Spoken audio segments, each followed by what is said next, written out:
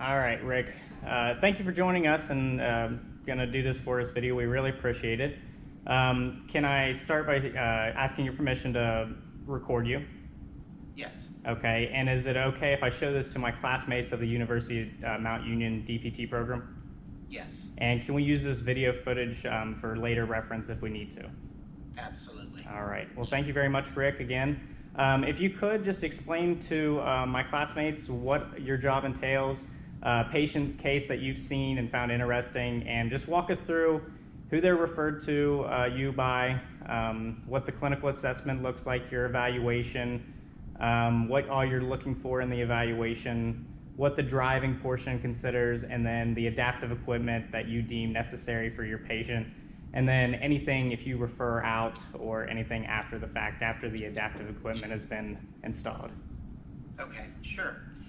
First of all, my name is Rick Headley, and I'm a certified driver rehab specialist.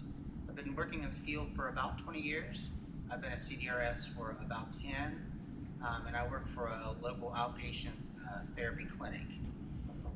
The client that I want to share with you today was someone that I saw actually back in 2016.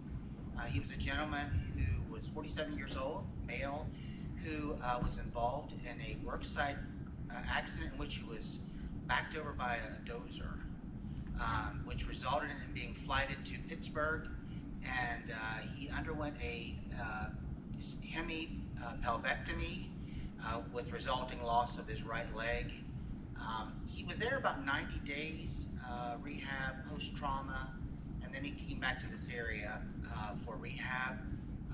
We became involved with him as a referral from Pittsburgh, and he was in physical therapy for about 90 days here in our clinic, and so I got to see him progress. He had been initially measured for a computerized, nearly robotic limb when he was in Pittsburgh, and so we were the PT was trying to get him to be stabilized, strengthened on his left leg and such. But from the very beginning, he wanted to drive.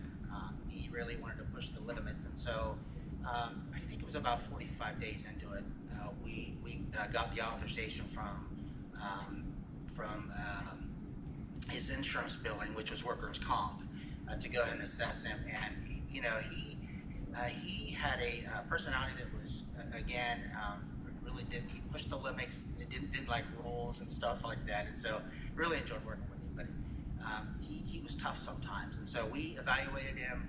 He did very well, which we expected. In the clinic, we did slums. He was 25 out of 30, which was in normal limits. Cancellation task, he did well. Trails A, Trails B, those scores were all normal. And then, as we progressed, we looked at vision. There was nothing. His acuity was legal. Tracking and scanning was good. No signs of maybe. Began to talk to him about using the left foot accelerator. And his personality was such that he just didn't feel like that he needed that. And so, after going over and over and over that, we gave him the opportunity to try to drive in our car, just using his left foot to cross over. And we were against that because of body alignment, the potential of raking his left foot on the brake as he's going to the gas, and also the fact that he was going to be getting a full-length prosthesis that would be in the way. Typically, once he got it. And so we went out to the vehicle, and I let him try, and he could not cross over without looking at the pedals. And we tried for probably about 20 minutes, and he wanted to look down. And of course, you and I both know you can't do that. Right. And so once he let me put the left foot accelerator in, we went. We got out of the parking lot, and we spent the next 45 minutes just driving around town. There was no problems whatsoever. But even while he was doing well with that, he just really felt like, I don't need this, I don't want this.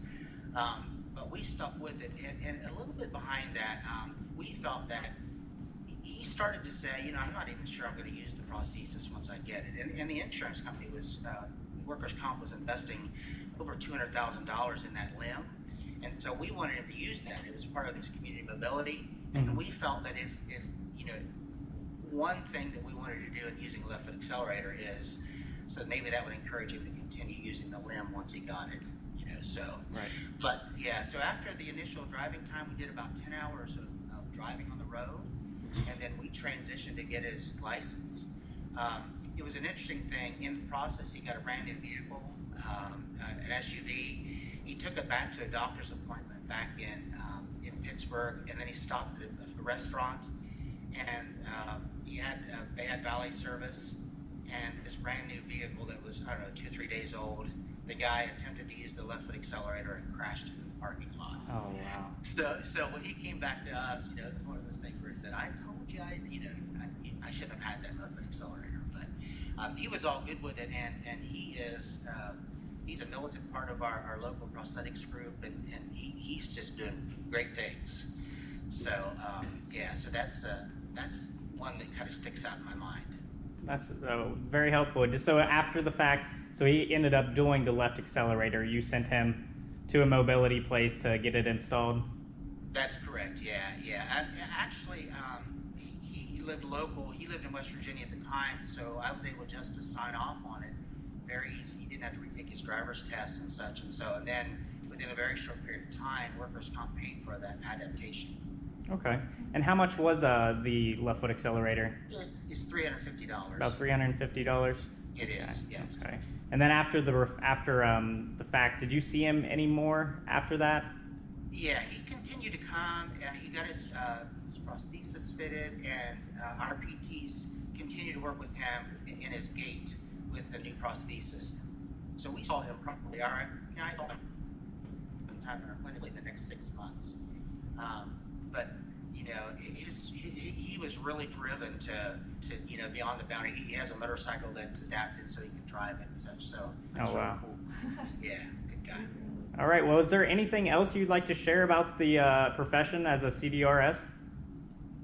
You know, a lot of times when I share the story that I just shared, I mean, that's one of the right points. One of the things that we deal with is that a lot of times we deal with the cessation of driving. And we know, especially for guys, when you come to the point in time when you have to stop driving, that's a huge part of, we kind of attach our who we are to driving. And so that's the other end of it, making that recommendation that, you know, when they're older and they have dementia, that's not always easy, but the success stories help us, you know, kind of carry us through from, you know, those other cases. So I love what I do. It's different every day, different people every day, and I'm grateful for the opportunity. Well, Rick, we really appreciate it. Thank you for sharing your story with us, and I hope the rest of my classmates find this as interesting as we do, and we're presenting on it. All right, thank you so much. Let me know how it goes. All right, thank you, Rick. Thank you. Thank you.